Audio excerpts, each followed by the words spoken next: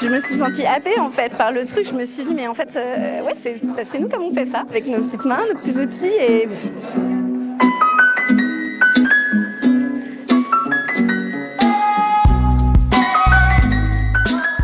Aujourd'hui, c'est un jour spécial, c'est la tombée de métier de la seconde tapisserie de la tenture L'Imaginaire de Hayao Miyazaki en tapisserie d'Aubusson.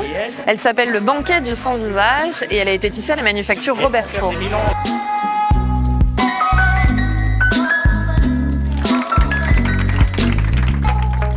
C'est l'aboutissement d'une gestation de 12 mois. 4 lissières qui ont travaillé avec passion. Ce n'est qu'au dernier moment, au moment de la tournée de métier, qu'on va découvrir le résultat de leur travail. Donc c'était beaucoup d'anxiété et maintenant l'anxiété est passée. Elle est belle, elle est superbe, elle est réussie. C'est un moment de plaisir, d'immense plaisir.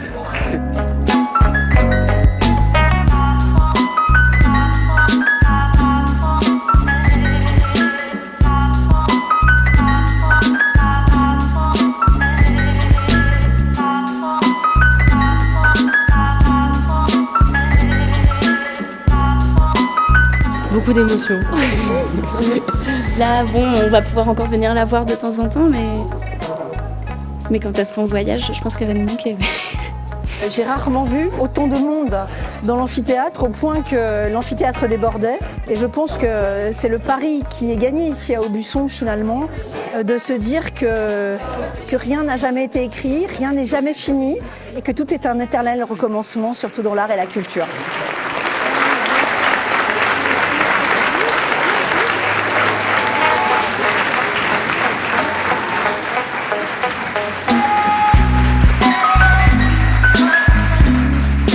Cette tapisserie a quelque chose de particulier parce que c'était un véritable défi, parce que Miyazaki, c'est un écran.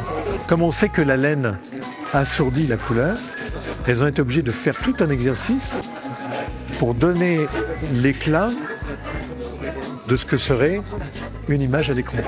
Ça, c'est un véritable défi, c'est quelque chose qu'on fait pour la première fois. On n'avait jamais eu à faire ça.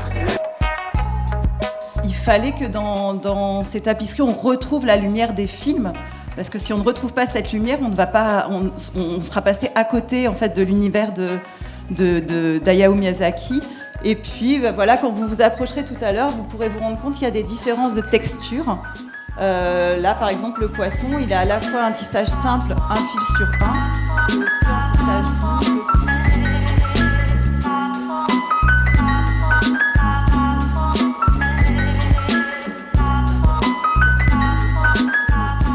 Ce qui a été vraiment partagé aujourd'hui, c'est cette relation très particulière qui existe et nulle part ailleurs entre l'image, celle qu'a en tête un artiste, sa création, et le travail à plusieurs mains, à plusieurs esprits, qui va être là, partagé.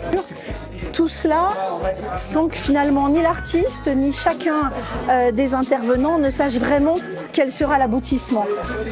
Et en sachant qu'à chaque fois, c'est de plus en plus merveilleux. La tenture Miyazaki, elle n'est pas terminée. Il reste encore 3 tapisseries qui vont suivre celle-ci, donc 2 qui vont tomber de métier dans les mois à venir. Le 21 avril prochain, on accueillera le château ambulant dans nos collections. Et puis en juin prochain, on accueillera une seconde tapisserie issue du château ambulant intitulée La peur de Haoru.